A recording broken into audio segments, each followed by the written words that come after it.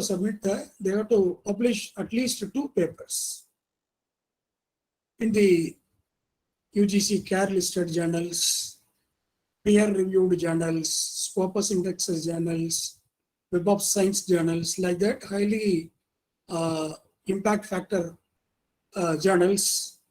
They have to publish research papers. Okay. What is a research paper? Why is that research paper important for research scholars? Whether it is important for research scholars only? No. It is for recruitment purposes. It is for promotion purposes. It is for enriching your profile and also to enrich your knowledge. Research paper is essential and inevitable. So every academician should focus on research paper. So what is a research paper? You see, you have to understand the difference between article and a research paper.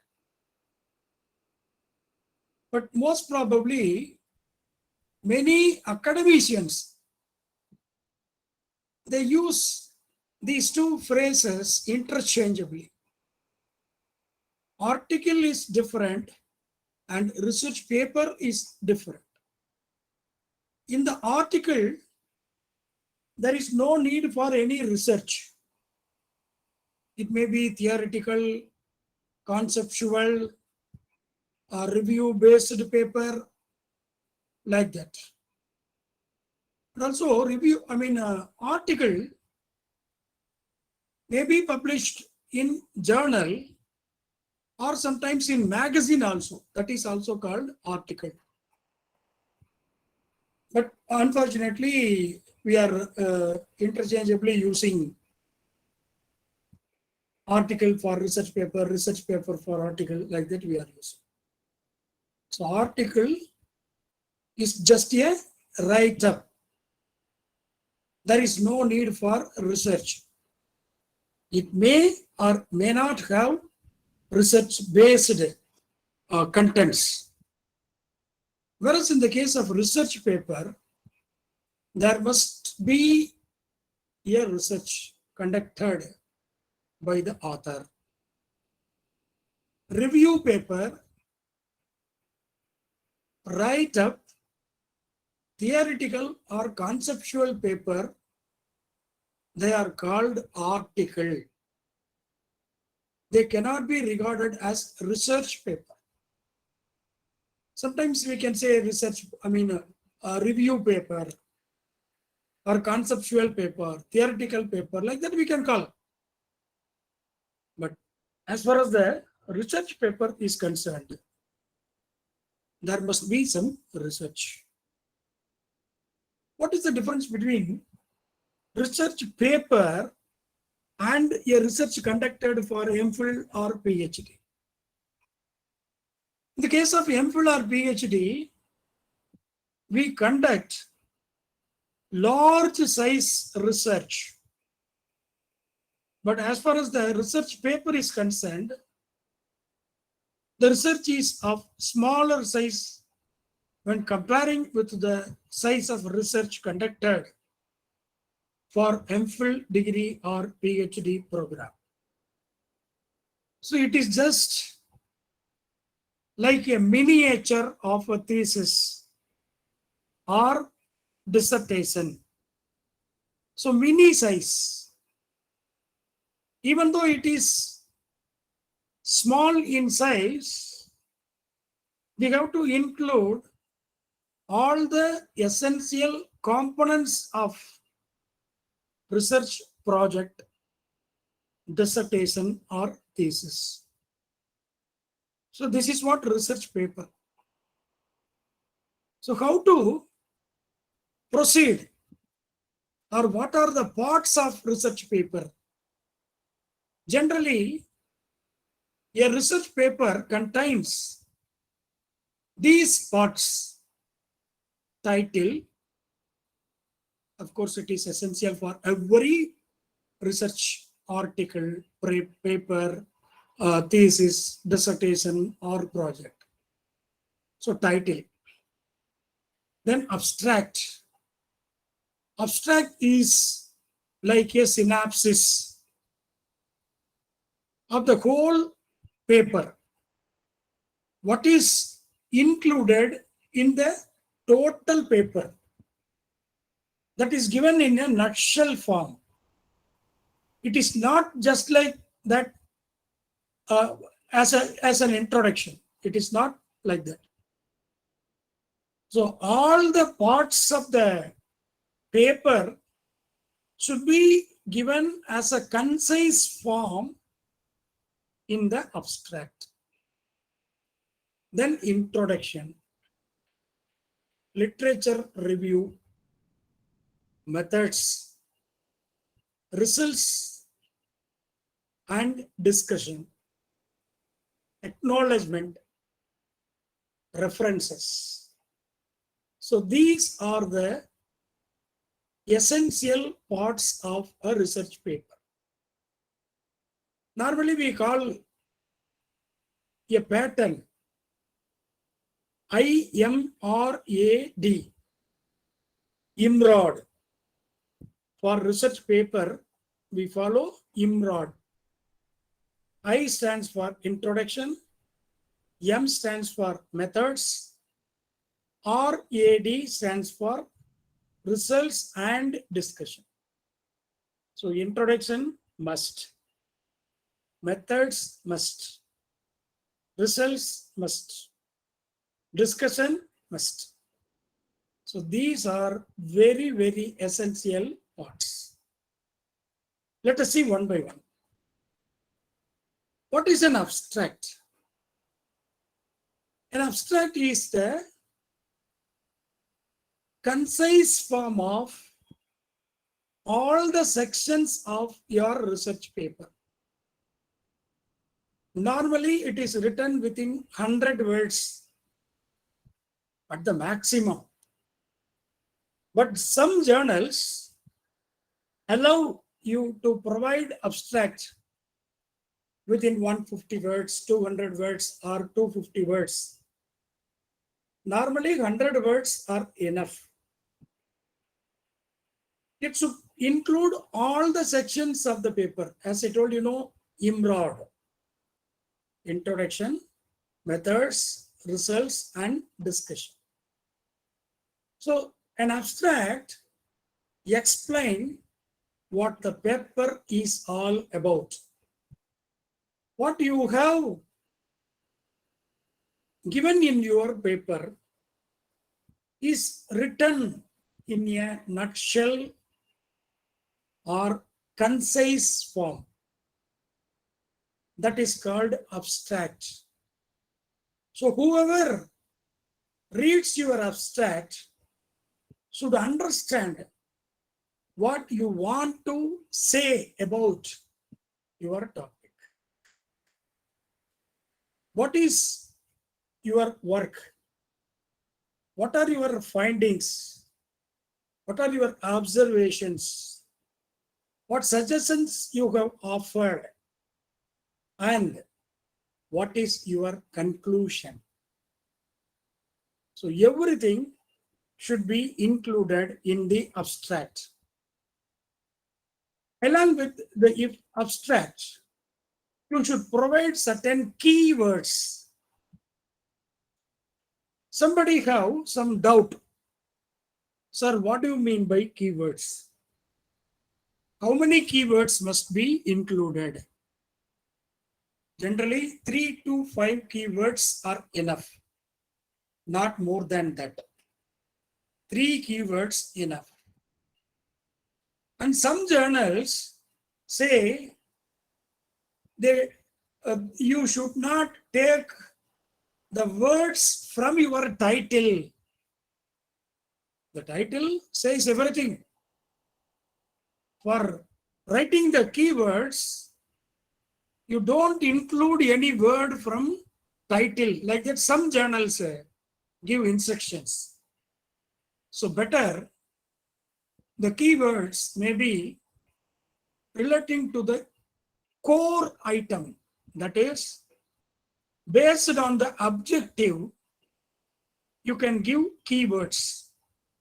These keywords are to be given in alphabetical order. So this is what abstract. So when should I write abstract? When you present a paper in a conference or seminar,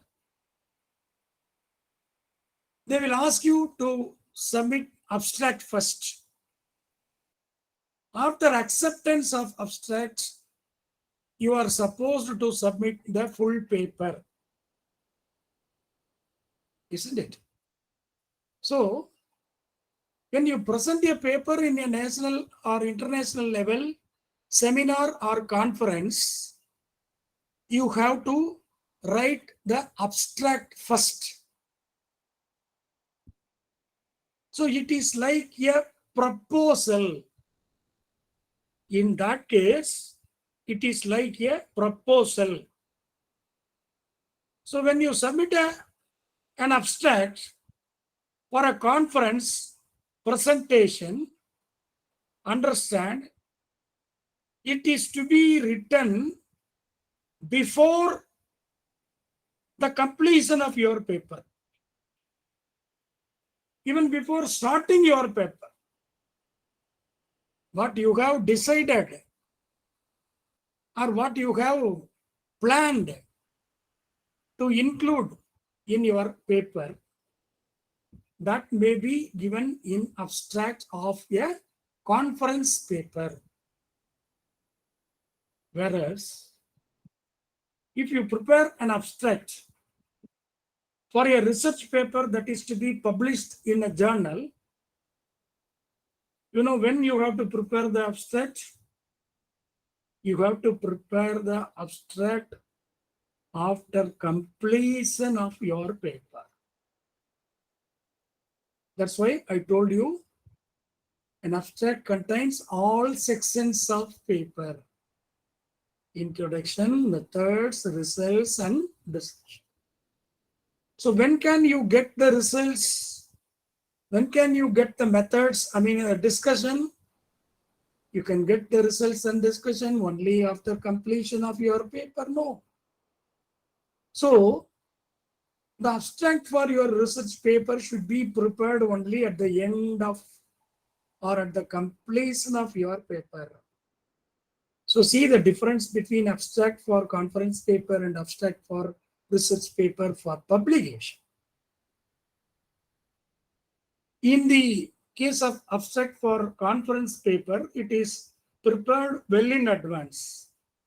In the case of abstract for research paper publication, it is prepared probably, or it should be prepared after the completion of your paper. That will be good.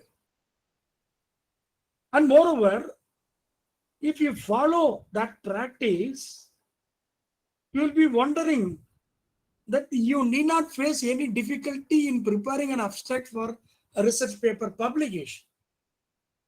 It is very simple. So after completion of your paper, if you are preparing the abstract, you might be knowing what are the contents, what are the results, what are the discussions you have made, what is the conclusion you have drawn, or what are the inferences you have drawn. Everything you know. So it is better.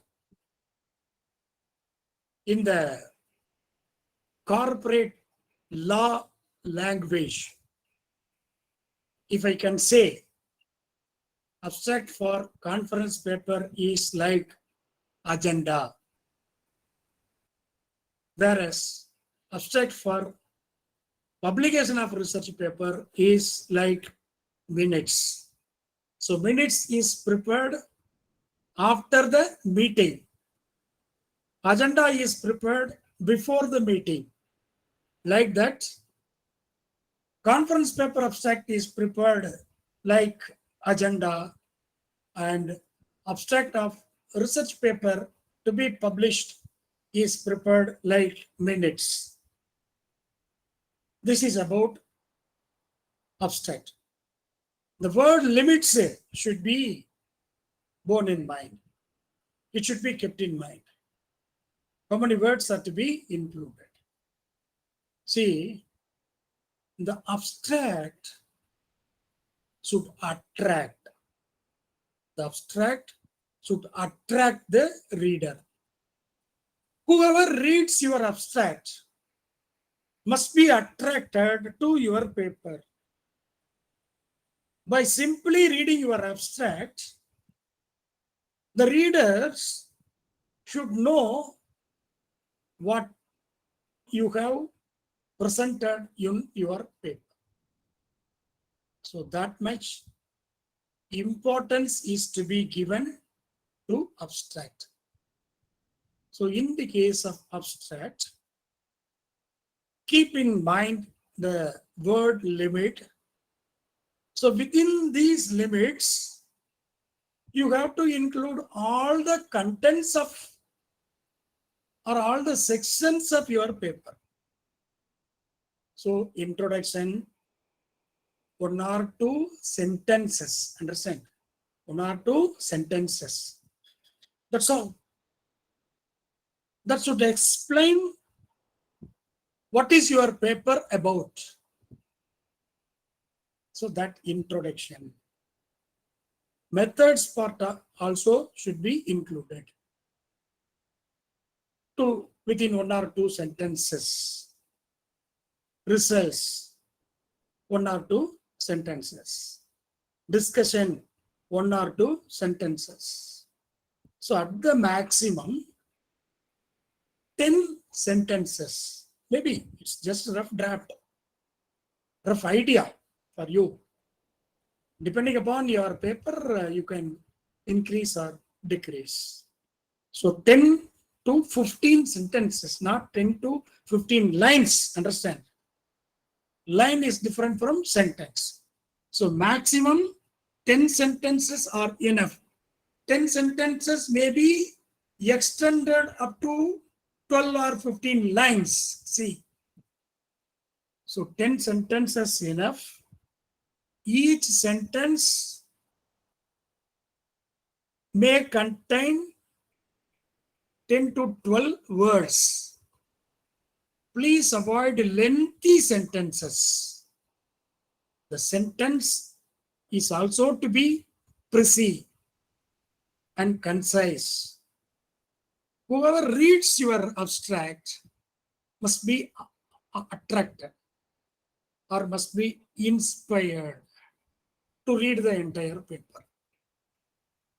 So it is the gateway for your reader. So give them a warm reception or warm welcome at the entrance of your research paper. So what is the entrance? Abstract is the entrance of your research paper. If you receive them well, they will step into your home and they will do well. They will appreciate you. Like that, abstract is of that much importance. Then introduction. Introduction is also an important section of a research paper. So abstract over, keywords over. Then we come to the main part of the paper. In this part, we are starting with introduction. So like abstract, introduction is also to be attractive. It is the beginning. It should give the background of your research. So in the introduction part also, you should avoid unnecessary history, geography, etc., etc. So it should be particular, specific about the background of your research. It gives a description of the topic of research. Understand? So you should explain well about the topic of research in this part. Maybe beginnings are hard, but it is no exception. You cannot avoid introduction. Introduction is must. It should help your reader understand your topic's weight, its weightage, its background, its importance, its necessity. Once a reader reads your introduction part, he should realize why you have prepared this paper. What is the background of the paper? What made you to prepare such a paper? That should be known to the reader immediately after reading your introduction. So the introduction explains why your research paper is worth reading. Let me give you certain tips for writing your introduction. Try to write as clearly as possible. I told you, no, it should be clear. There should not be any vague or ambiguous words. It should be unambiguous. You should avoid such kind of vague or ambiguous words. So use concise sentences also. Avoid confusing words. Certain words may be other meaning as well. That kind of words are to be avoided. See, for example, sometimes there may be some similar words. Even we might have used that other word instead of the word to be used. So that's why it is suggested to avoid confusing words, right? So you should avoid that kind of confusing words. If you feel that this word will be confusing, you should avoid it. Then, of course, it is essential to ensure that you have a thorough proofread right from A to Z, from the first letter to the last letter, from the first word to the last word. Try to ensure a thorough proofread, because mistakes will sound that you are unprofessional. Your paper is unprofessional. It is not professional. So your paper should be professional. If you want your paper to be professional, avoid unclear words. Use concise sentence. Simple sentences are enough. Here, you are not supposed to demonstrate or exhibit your proficiency in the language. There is no such necessity for you to prove, to exhibit, or to demonstrate your proficiency or vocabulary skills. Not like that. Simple words, simple sentences. It should be easy for understanding to everybody. For every reader, it should be easy to understand. So avoid such confusing words, ensure proofreading, then avoid mistakes. Without a clear introduction, your readers will struggle. If they struggle, they may feel confused when they start reading your paper, because introduction is the first part of your full paper. If I am struggling with the confusing words, what will happen? I will give up. I will stop reading your paper. So they might even give up reading of your entire paper. Your introduction will ground them and prepare them for the in-depth research to come. So you provoke them to read the entire paper through the introduction. So like abstract is a main gate. It is the home door. Introduction is the home door. Then literature review. You know pretty well literature review or review of literature. Review of previous studies, articles, books, etc.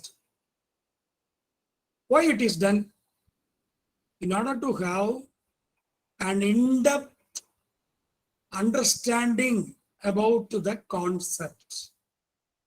What you are going to, what research you are going to do, what is your topic, what are the underlying concepts. If you don't have any in-depth understanding of the underlying concepts, or if you are your research problem, then there is no use. So it is always better to start your research with literature review. A short review is done normally within a paragraph or two.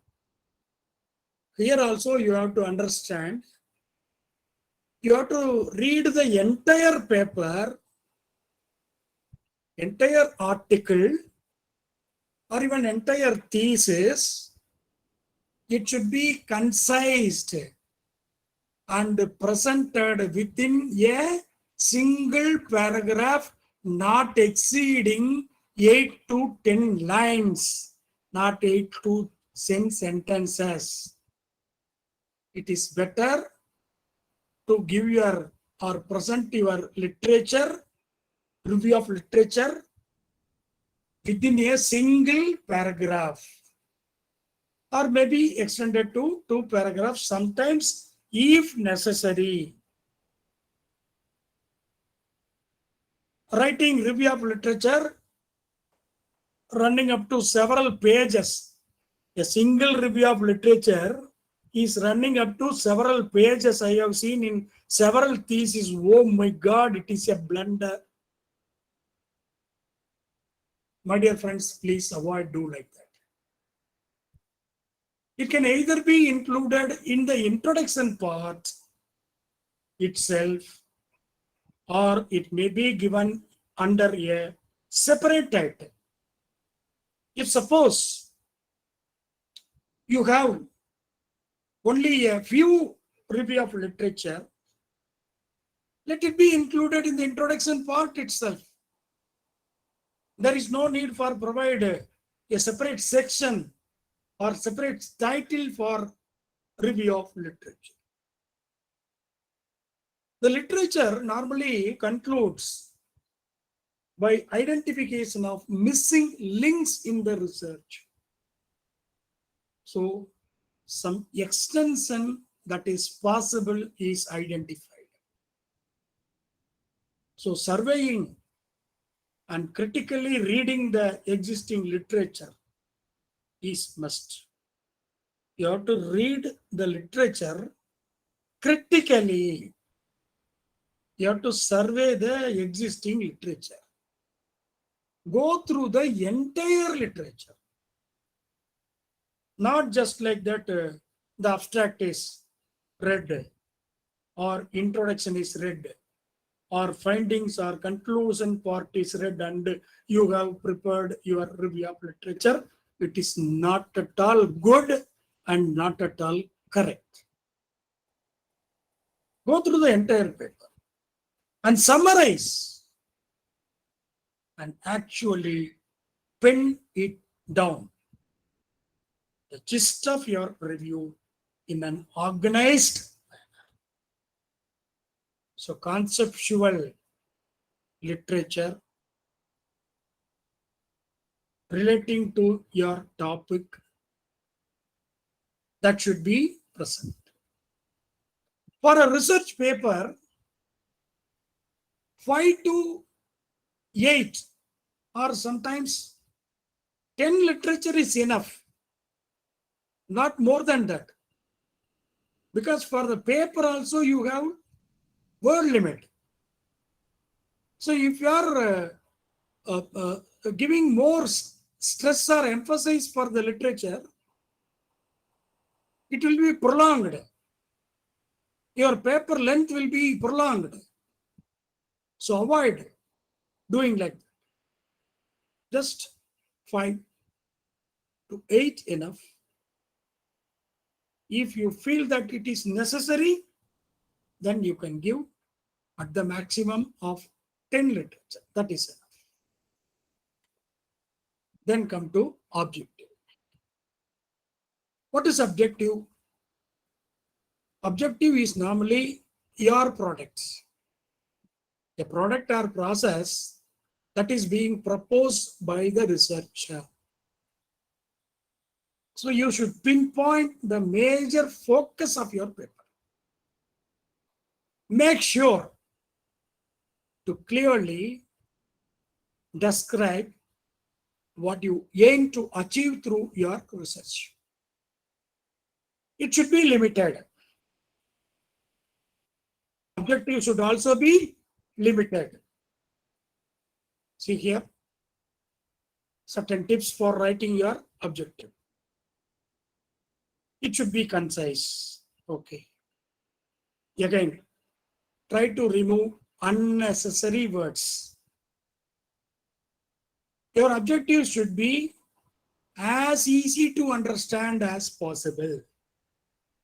So whoever reads your objectives, they should understand easily, without any confusion, without any difficulty, without any ambiguity.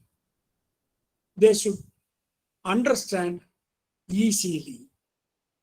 So try to keep each individual to only one sentence. Only one sentence. Keep your number of objectives limited. Don't have more number of objectives. For a research paper, 2 to 3 objectives are enough. They are sufficient. For a research paper, 2 to 3 objectives are enough. For Aimful dissertation, 3 to 4. For PhD, 4 to 5 objectives are enough. My dear friends, I have seen in some cases 8 objectives, 9 objectives, 10 objectives. Why? No, it is not at all required. Just 5 objectives are enough. And moreover, nowadays, it is expected from the experts, peer review members, editors, and of course, if it is a thesis, it is an expectation of the examiners that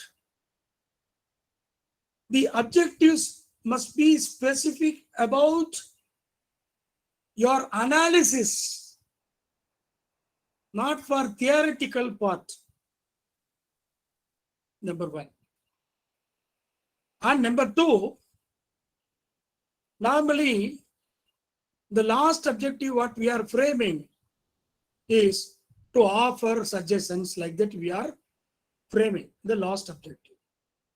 Now many experts say don't include suggestion as an objective. To offer suggestion, that should not be included as an objective. Then you have to use action verbs. Action verbs to assess, to determine, to compare, to examine, to analyze, to investigate, like that. To understand should not be used. Understand is not an action. To assess. Assess is an action. Determine is an action.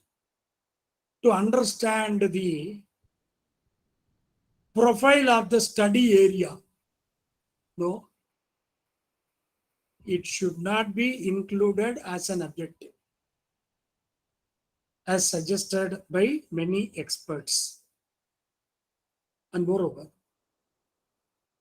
your objectives must be realistic. Keep them realistic. Unrealistic are the objectives that are not viable, should not be included as objectives in your. So objectives. Then methodology. See, first you are writing introduction, then review of literature. While writing the literature, at the end of literature, you have to give your research gap. From the research gap, you have to provide the statement of the problem or definition of the problem.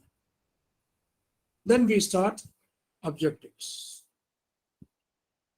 Regarding the hypothesis, there is a difference of opinion. Somebody say that it should be followed. So it should follow the objectives, like that. After objectives, you have to write hypothesis like that. But some experts suggest not to provide as a separate section. At the analysis part, along with analysis, you have to provide hypothesis like that. Both of the styles are followed.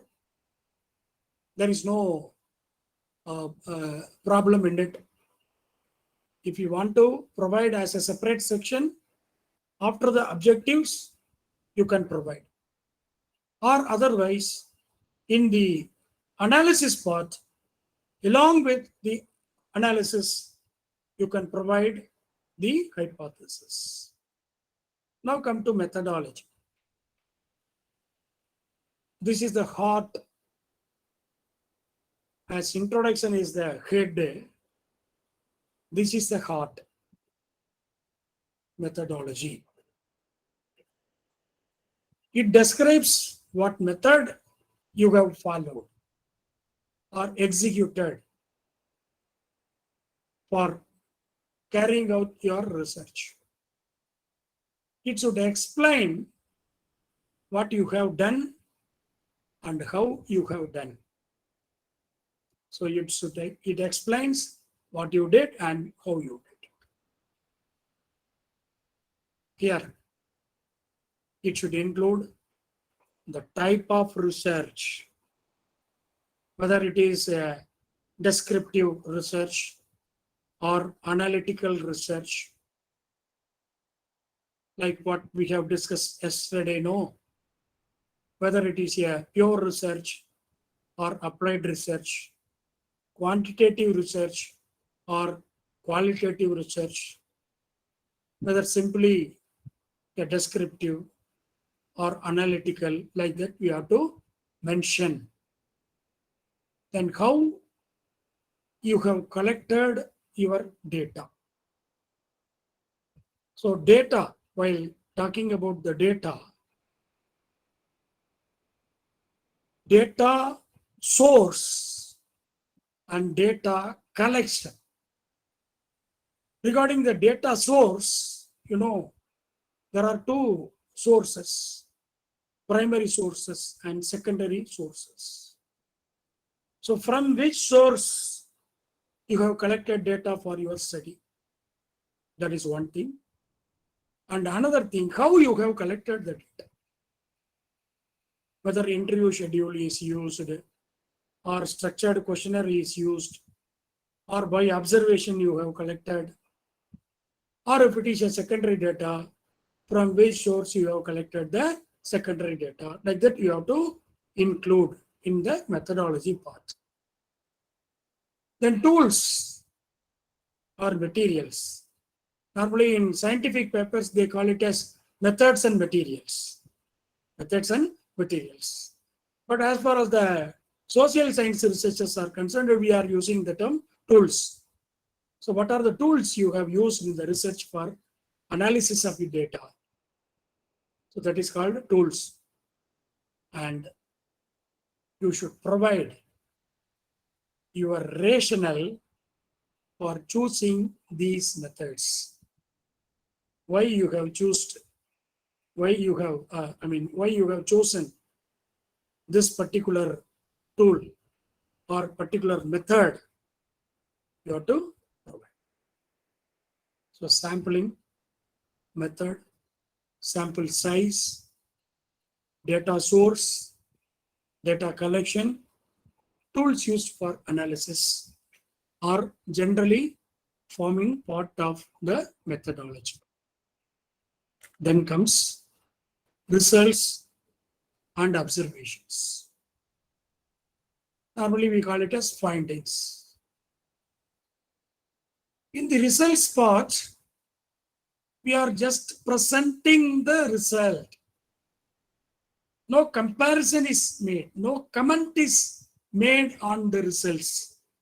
In the results section, no comment is made. No comment should be made on the results. By executing the proposed methodology, what observations you have made are listed in this section. This section is divided into two parts, that is results section and discussion section. I told you, IMRAD, introduction, methodology, results and discussion. So what are the contents to be included in the results section and what are to be included in the discussion section?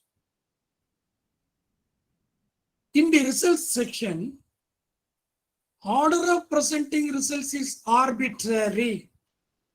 There is no compulsory structure. This one is to be given first, this one is given second. Like that, there is no need. But it is better if you present the results in a particular order, like here, the objective order or questionnaire order. It will be easy for understanding, even though it is arbitrary. Better you can follow an order of presenting your results. Again, it should be clear, it should be concise, and it should be simple. So you should use clear words. That should be clarity. We call it as ABC: accuracy, brevity, and clarity.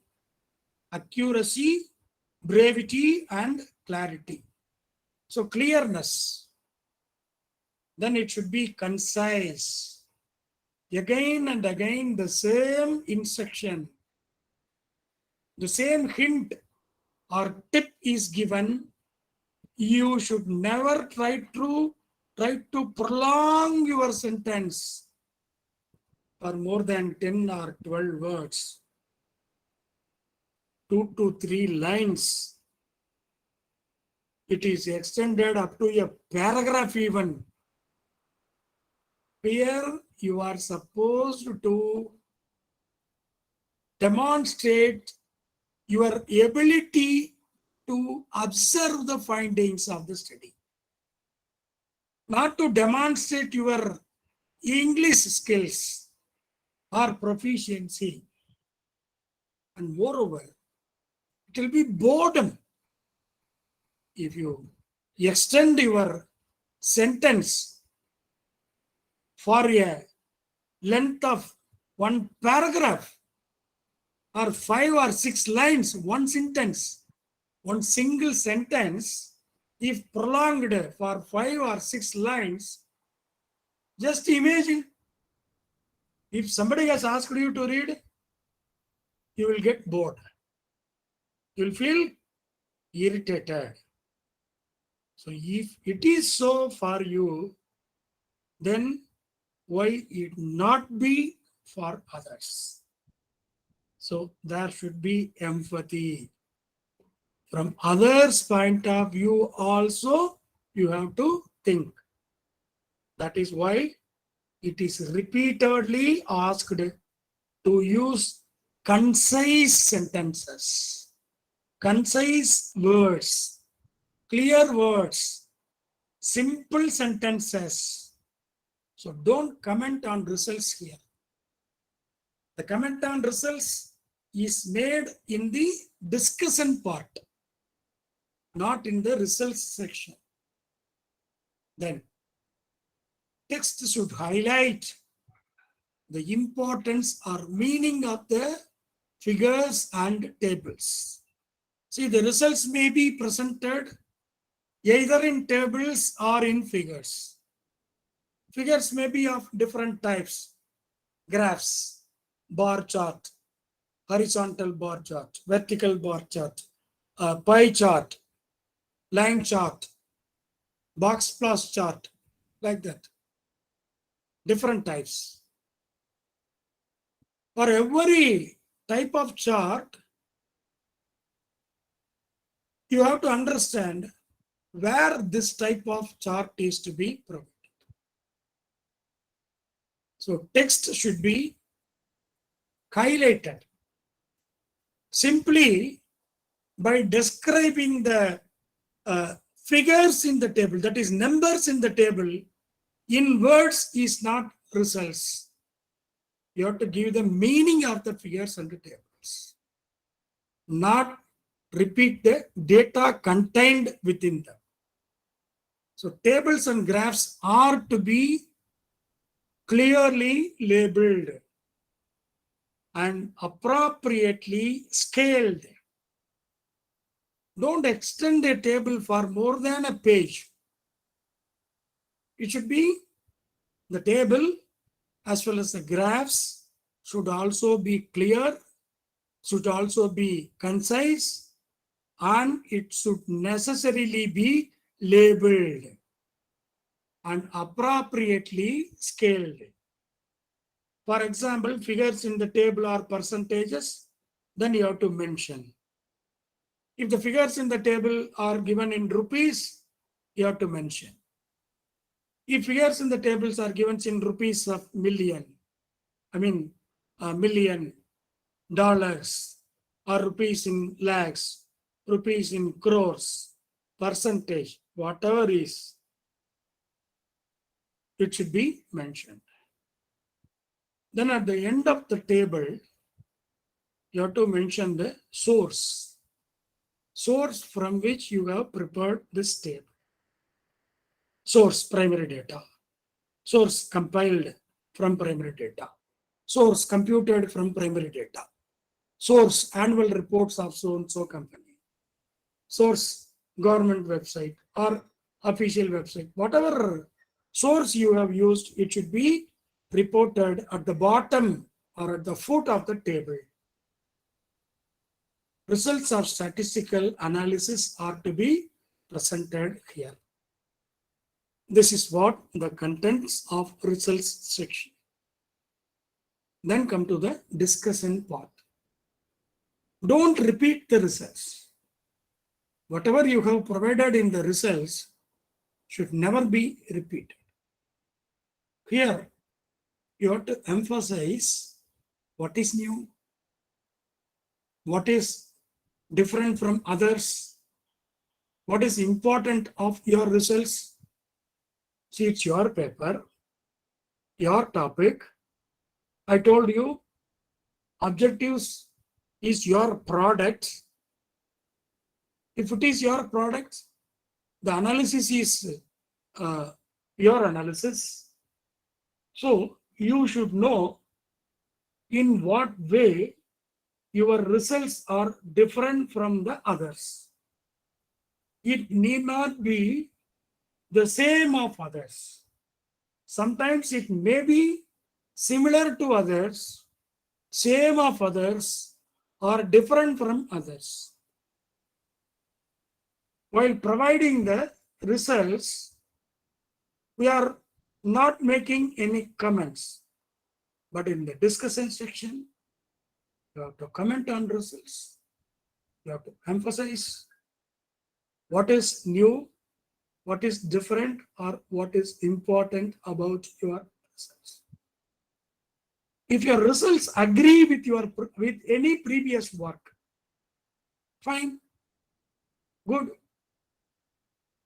Your previous scholars or previous authors say that the customers are satisfied with a particular store or shop.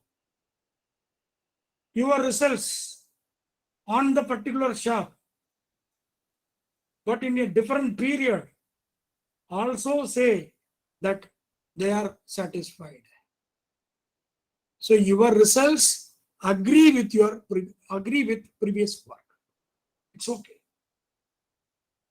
It need not necessarily be agreed with your study. The previous results need not be necessarily agreed with your result. Your result may be different. In that case, if they do not agree, explain why not. Or you may leave it unresolved. If you don't know why there is such a difference, you can leave it. You just mention. This is what about the discussion section. Then comes the final part, that is conclusion part. It describes what you learned from the particular experiment or particular research conducted. After interpreting the results and giving the concluding remarks for the research, what you have understood, what you have learned, that should be included in the conclusion. Of course, it should be very concise. Again, I would like to tell you, many theses I have seen, conclusion is extended up to 2 to 3 pages or even more than that. It is not at all good, my dear friends. It should be nutshell.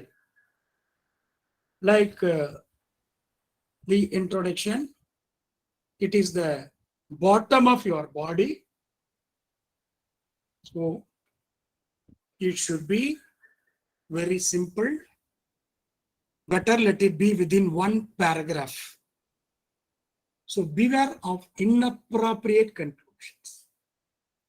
Whatever you want to conclude should be appropriate to the results, to the findings. So conclusion should be consistent with the study objectives, research problem, and of course, research questions. Your conclusion part should provide answer to your questions. It should not be general. the general information should not be given in the conclusion. It should be full and full based on your study, what you have observed, what answer you have observed from your study for the questions you have taken for the study. So you should address the issue or address the problem you have chosen for your research. It should be nutshell. It should be within a single paragraph. It is highly appreciated. It should be concise. It should be appropriate.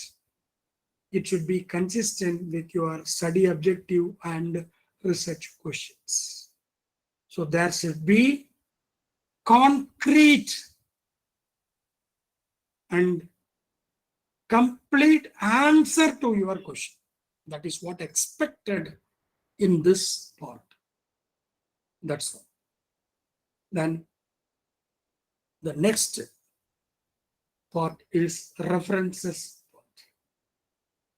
References are also an important section for the research paper, as you would have considered one of the already published papers to identify the shortcomings in that research, or you would have clubbed a process of one outcome with another process and identify the net outcome.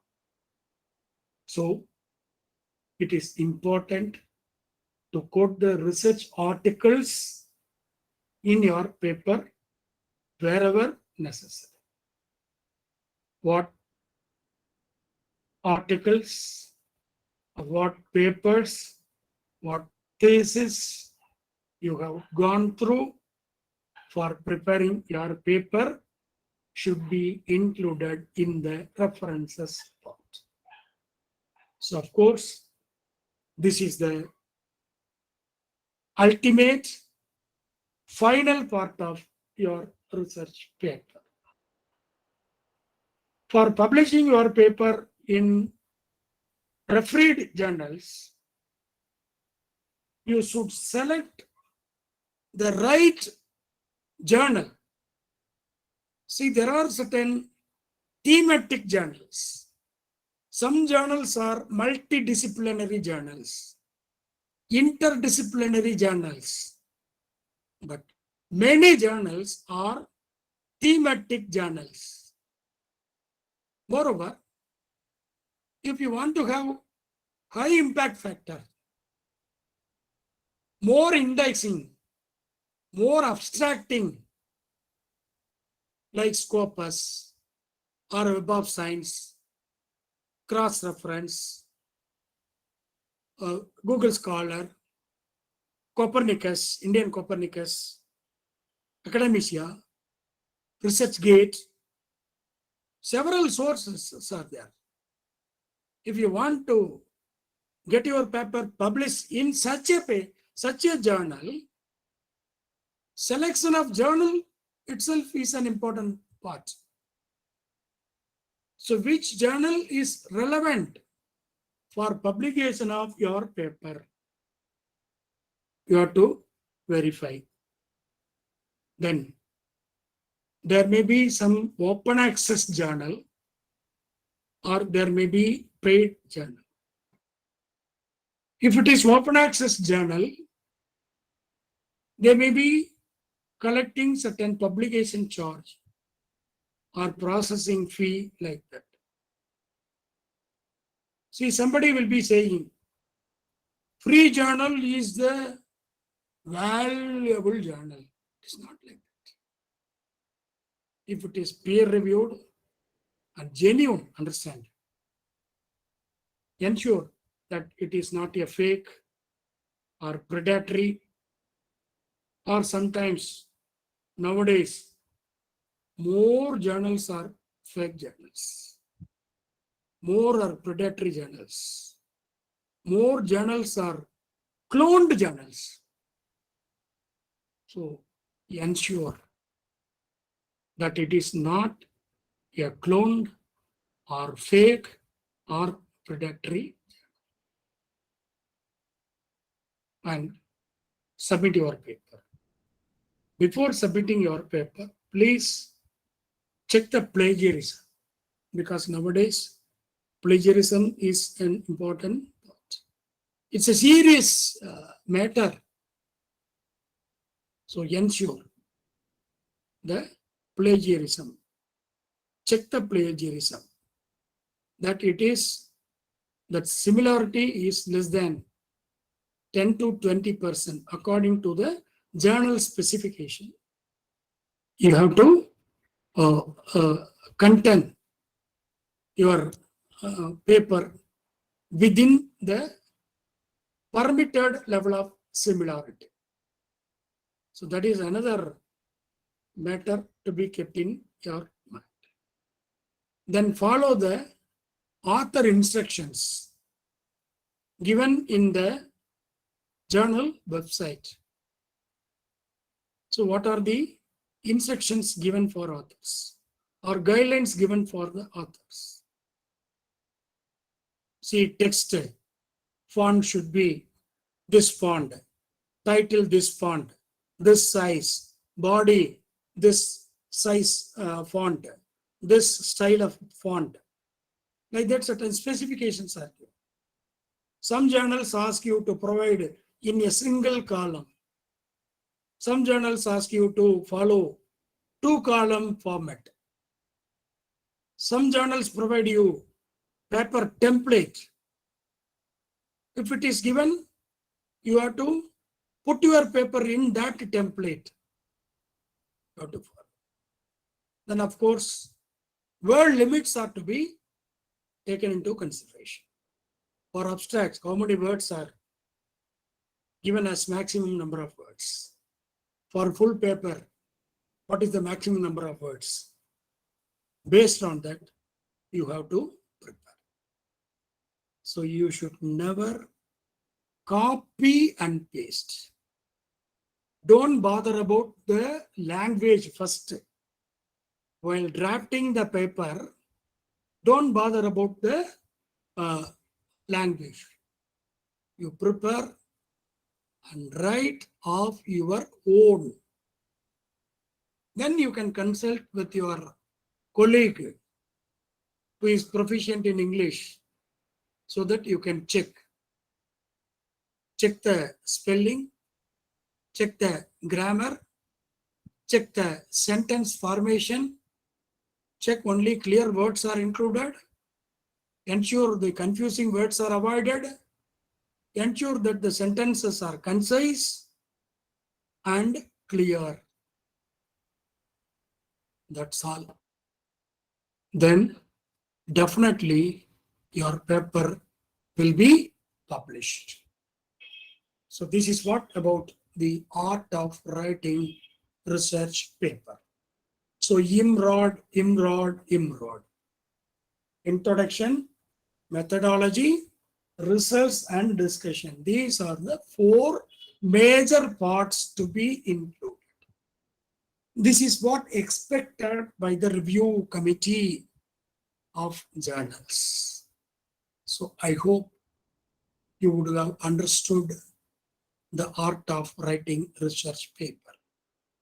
I wish every participant to prepare a research paper according to this specification, get it published, enrich your profile, get more scores in API, and go to higher levels. I wish you all very good luck. Thank you very much. Thank you.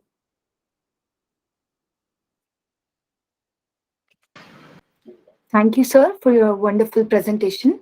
Thank you. Now it is the time for question and answers. Yes. And we have few questions in the chat box, sir. Yes, ma'am. First question is from the participant name, Manju Bhauria. Okay. How to publish research paper and how to check UGC care list. Yes, very good.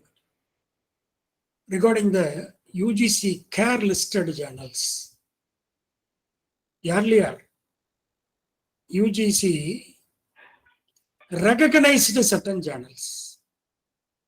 What happened?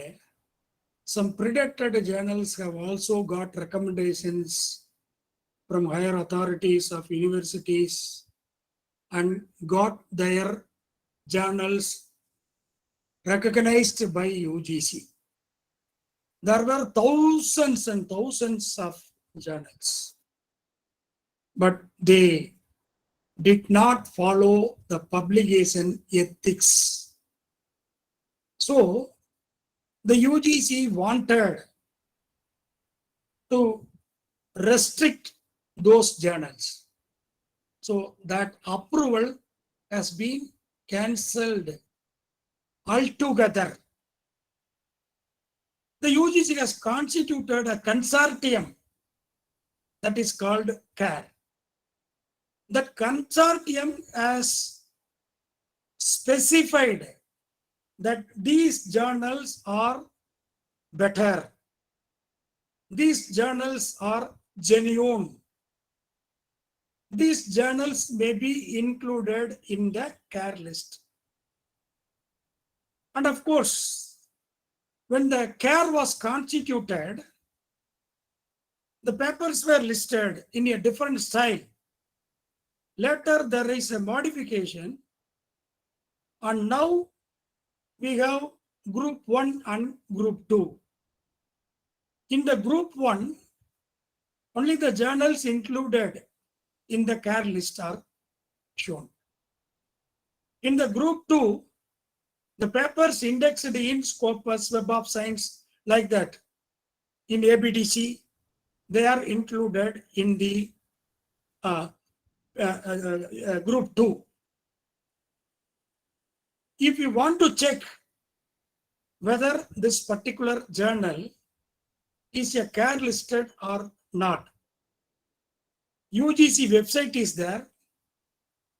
In that website, for checking the CARE listed journal, you have a login. So if you get it registered, you can have login and password. If you log in to that particular part, you can find out the CARE listed journals. And moreover, very often the UGC finds that again and again there are some misleading journals, cloned journals, predatory journals. So every quarter, the UGC delete certain journals from the CARE list.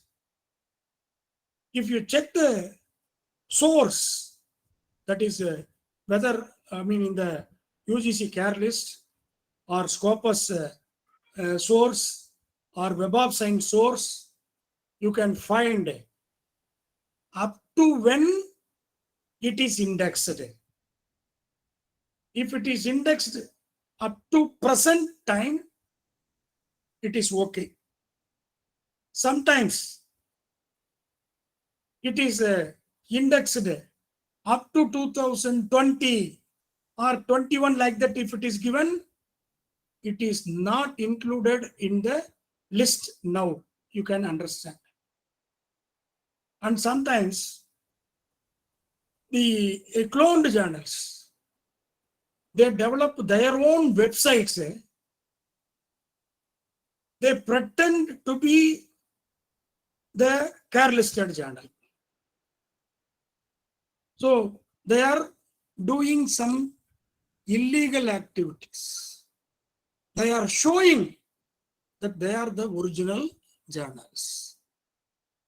The editorial board of the original journal is copied and pasted here. Name: International Journal of so and so, so and so, so and so. but the journal is in any local place. They are showing that they are international journals. Editor name, some foreign editor name is included, but local contact number is given. No address is given, please understand. In the cloned journals, they never provide their address, official address, contact address is not provided. Local mobile number only is given. No landline number is given. Only the mobile number is. If it is so, you can understand that it is not original journal included in the UGC catalyst. In such a way, you can check whether this journal is a UGC care-listed journal or not. Then how to publish research paper? I told you, no, according to author guidelines, you select a journal first, whether the theme of journal and your paper theme are matching. See, for example, if it is a marketing journal and your paper is HR paper, it cannot be published in the marketing journal, is it not? In such a case, there is a risk of being rejected. Your paper will be rejected. Even in HR, sometimes the journal may be relating to work-life balance alone. Work-life balance alone. That is the theme of the journal. You are providing some job description, organizational behavior, commitment, employee engagement. Like maybe if it is related, if some of your variables are related to work-life balance, then okay. Otherwise, your paper will be having a risk of being rejected. So better you select a journal, check whether your paper is in accordance with the theme of the journal, then submit. After that, your paper will be sent for peer review. First, the editor will get himself satisfied. The chief editor or the editorial board members will be reviewing your paper.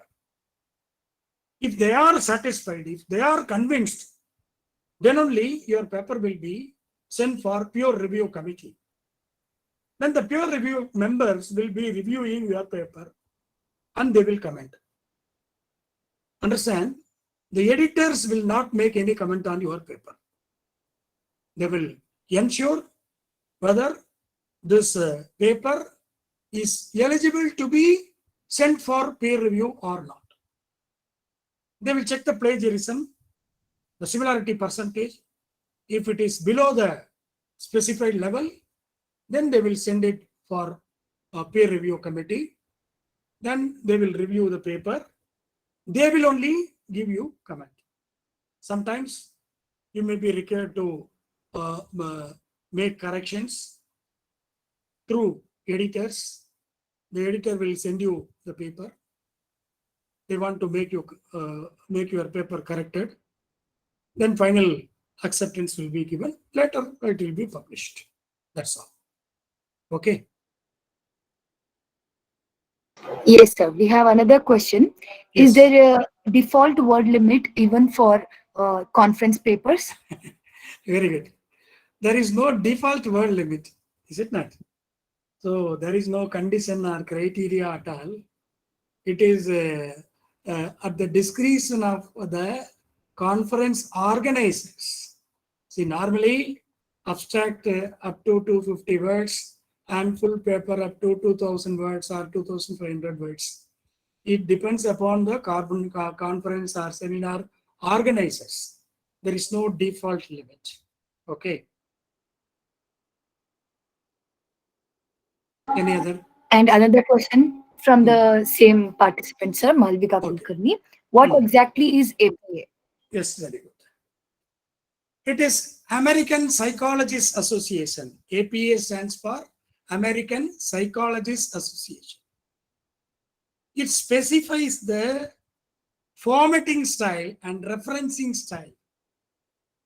If you prepare a paper, it should be in APA format. Earlier, MLA style was followed.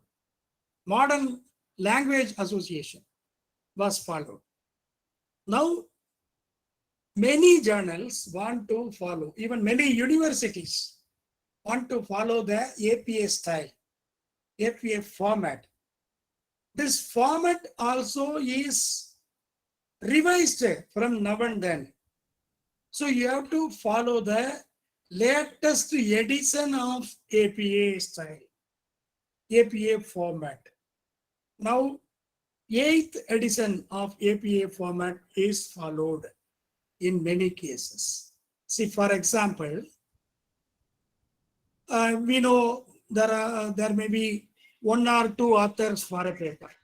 We are following the like that. But in many cases, there are more authors. 3 authors, 4 authors, 5 authors, 6 authors, and 7 authors like that. Some cases, for example, in the case of conference papers, they limit that there can be a maximum of 2 authors or 3 authors like that.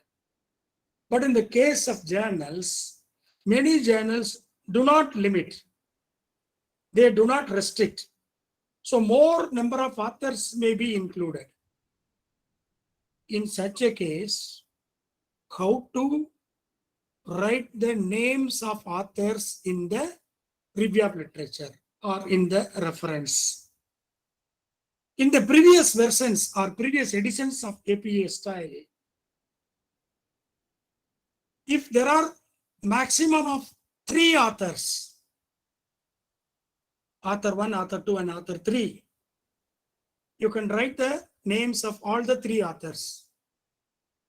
If the number of authors is more than 3, you can write the name of the first author and include it all. ETAL. It all means and others. If more than 3 authors are there, write the first author name and mention it all. Now, the latest edition says up to a maximum of 7 authors may be included. Like that. So that is APA format. American Psychologists Association. That too, it is better to follow the latest edition. Thank you. Thank you, sir. We do not have any question. Dear participants, if you have any queries, you can drop it in the chat box. I think Dinesh Currently- Kumar is raising hands. Yes, Dinesh sir. Kumar, sir, you can ask your question.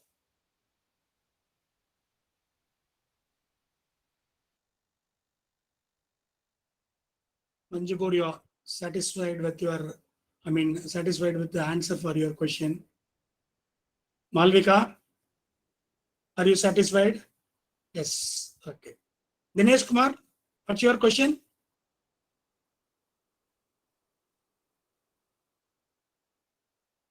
I think no question is there for Dinesh Kumar. Okay, ma'am. Thank you very much. Yes, sir. In that case, shall we wind up the session, sir? Yes, ma'am. Sure. Thank you, sir, for sharing your knowledge with all of us and answering the queries of our participants peacefully. I must say, your presentation was very much informative and the delivery of content was so engaging that we lost all track of time. On behalf of our St. Teresa's Degree College for Women, I express my sincere gratitude to you for such an informative presentation, sir. Thank you very much, sir. Thank you, madam. Thank you, all the participants.